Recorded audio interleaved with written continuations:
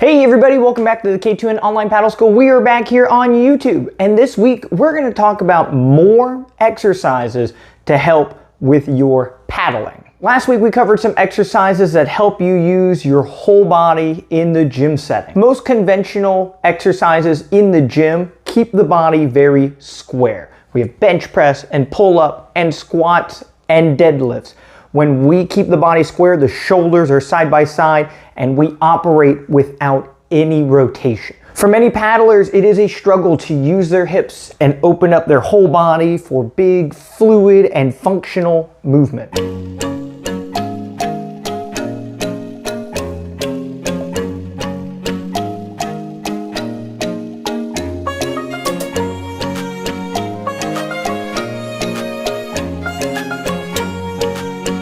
Taking the time to learn the specificity in the gym setting can help you open up using your hips and unlocking the usage of your entire body. Of course, there is a benefit in isolating very specific muscle groups and training them in a way that promotes the most amount of power output, but understanding that you need a mastery of your movement in order to dissect the small muscles attached to the large movement and take full advantage of that. If you struggle with using your hips, it does not matter how much you can bench press or how much you can pull up because you're not connecting your whole body to the water. A perfect example of this is when boxers scoff at bodybuilders. I can bench 500 pounds. I bet I could hit harder than you. Not realizing that the ability to throw a punch is the ability to create momentum and inertia from rotating the whole body into a fluid motion. A bench press is very static. This does not produce power, and this is not a threat. Turning the whole body and going through, now your power output climbs tremendously in that dynamic motion. Training yourself in the gym to be very good at this does not equate to being very good at paddling because of how dynamic that motion becomes. Last week we focused on some upper body exercises, so for more exercises this week, we're gonna look at the lower body. One of the big themes that we're looking for is translating the lower body motion into moving your hands through space. So right here, I'm pumping my legs, and I technically would have leg drive in any boat, but right here, my hands are not moving. This means that the extension and flexion of my knees does not equate to power output for our dynamic motion. The other way is moving the hips independently of the shoulders in the seat. So I have hip rotation and my hips would be swiveling in my seat, whether it's the bucket or whatever kind of seat you're in. Moving back and forth here again, my hands are not moving, so I have not adequately connected these dots together. What we're looking for is when this leg moves, this hip moves, and everything in the core stays tight and the shoulder moves through, and you can see now as my legs move, my hands move through space. This seems like a very simple distinction, but you will have paddlers that set up their stroke and pump their legs violently, but nothing happens here. And they do complete the stroke by moving their arms independently of their legs. So you can see there is no connection from my upper body and lower body, but everything's moving. At a glance, I'm doing exactly what I'm told. I'm moving my knees, I'm moving my hips, but we need it to translate to moving the hands specifically. Exercises in the gym focus on this, help us understand how we can engage this hip, connect it to the knee. So when this leg goes from flexion to extension, it moves here, shoulders move, and now my hands are moving back and forth, powered by the lower body. So the first exercise we're looking at is the lunge. So there are a lot of interesting things we can do from this lunging position to help better engage the hip and the knee and understand this relationship between these two joints and how they affect the rest of the body. I've been participating in learning sprint canoe, where we're in this kneeling position, going through paddle strokes, and by doing that, understanding how you operate off of this lead leg is very crucial to engaging the whole body properly. In the sprint canoe, you would have this left knee up and paddle on the right side. This inherently allows the stroke to come a little bit further back for steering purposes. In a dragon boat or an outrigger canoe, we would want the outside leg forward, one because we're in a seated orientation, which changes some of how we're engaging the lower body, but it also orients the stroke to occur further in front of us and end further in front of us. By having this hip forward in this kneeling position here, I have my hand way out in the front here, and if I simply switch my leg position here, you can see how much closer my hand gets to me by simply being in that orientation. So as we're doing this, we want to think about it from a seated paddle sports dynamic.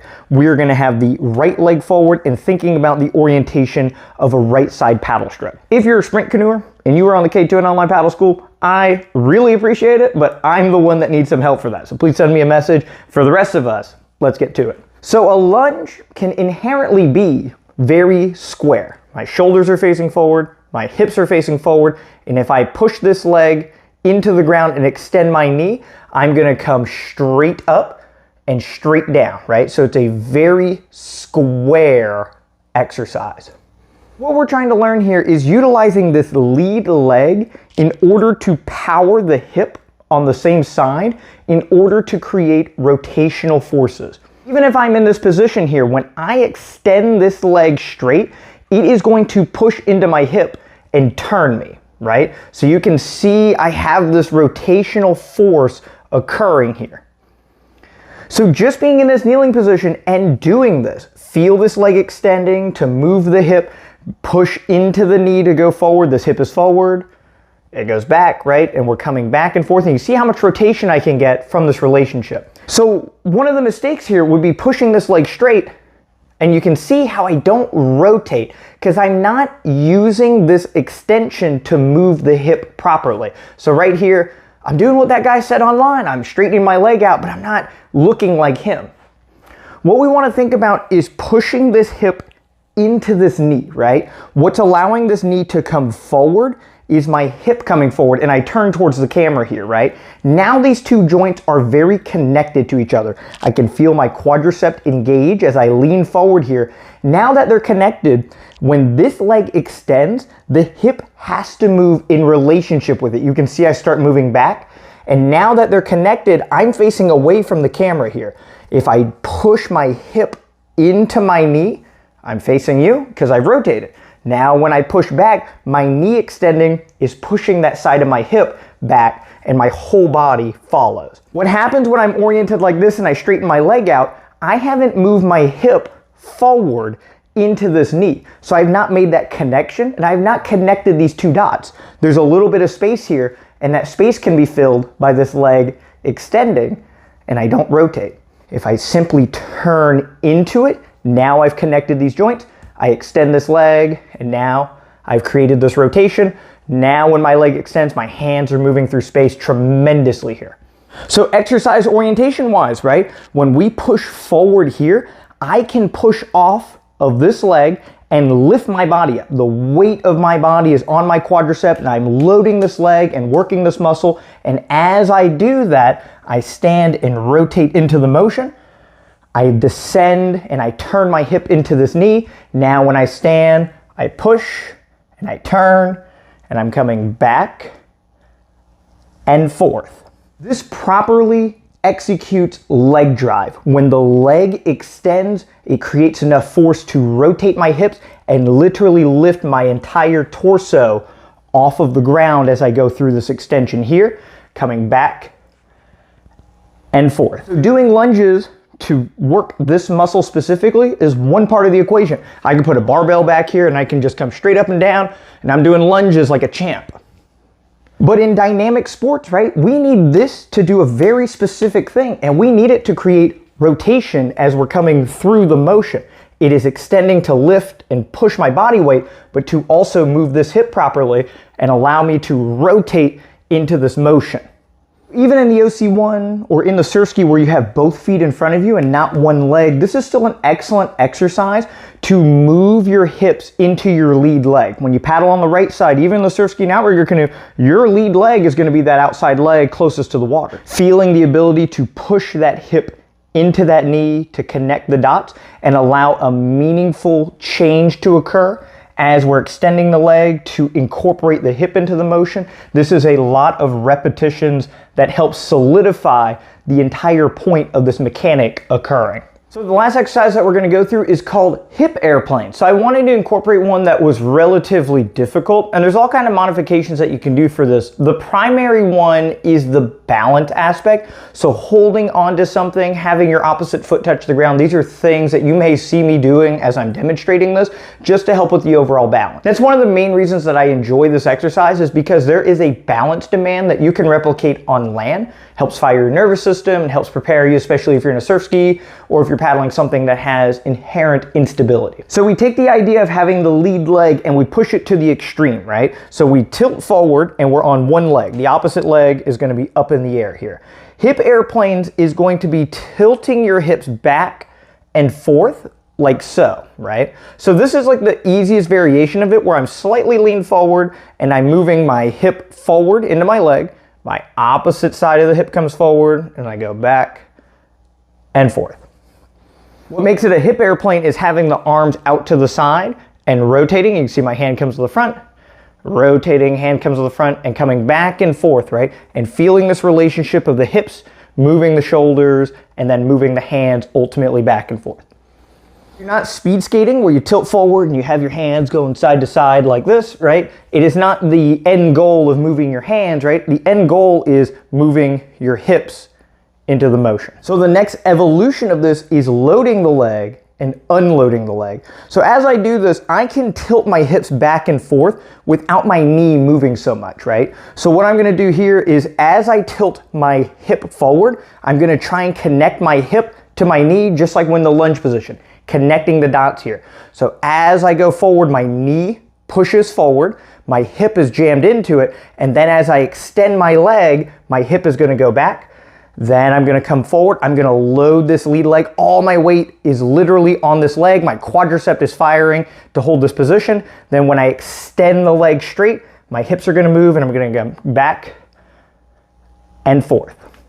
So I'm a little limited in space in the $10 million studio, but ideally, right, having the arms out to the side, tilting forward, I push my hip into this knee, extending, having the arms out to the side, nice and controlled, coming back and forth, and feeling the lead knees relationship in moving the hip. So there's a laundry list of vital components in that movement. We have the hip rotation, we have the core stabilizing, we have the leg stability. There are so many good things that come from that, but it also teaches us how to use our hips in an unstable environment. Being on one leg makes it even more unstable than moving the hips back and forth. You're going to feel that there is a hesitation in the ability for your hips to move as you get more unstable. Finding that power transfer in an unstable environment, this is the key to high-level racing results. Excellent, thank you guys so much for tuning in. I worked up a sweat with our 10 million megawatt bulb light heating up my forehead as I'm going through these motions. Again, thank you guys so much for joining and checking that video out. Shout out to all of our YouTube members. In post-production here, all of their names are gonna appear now.